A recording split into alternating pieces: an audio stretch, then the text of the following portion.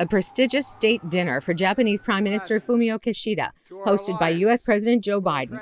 Earlier in the day, a bilateral with Kishida. We stand shoulder to shoulder with our allies again, because our alliances are America's greatest asset. The president turned the bilateral partnership into a trilateral alliance the next day with Kishida and Philippine President Ferdinand Marcos Jr.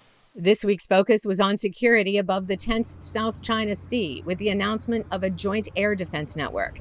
The alliance would serve as a counterweight to China, but the president was reluctant to express that overtly. The things we discussed today improve our cooperation and are purely about defense and readiness.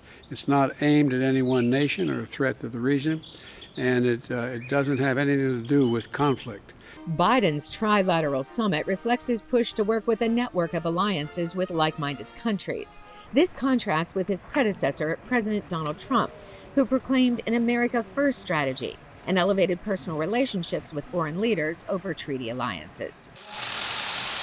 This was then President Trump in 2017, welcoming Japanese Prime Minister Shinzo Abe to the White House. We're going to have a tremendous relationship, long-term relationship of mutual benefit with Japan. From those close associations, President Trump resurrected the idea of the Quad Diplomatic Summit.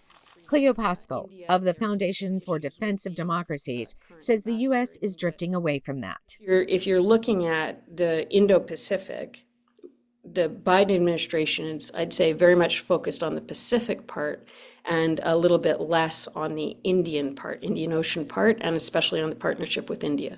Both Biden and Trump have employed tough rhetoric towards China.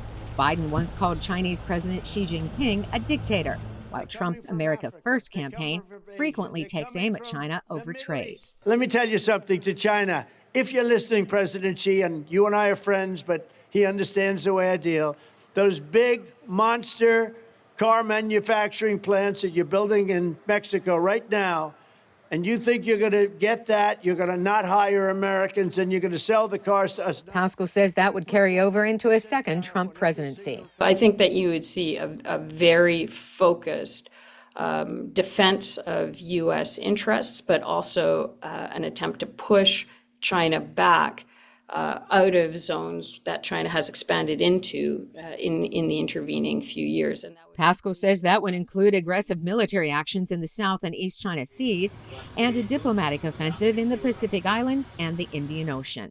Carolyn Presutti, VOA News.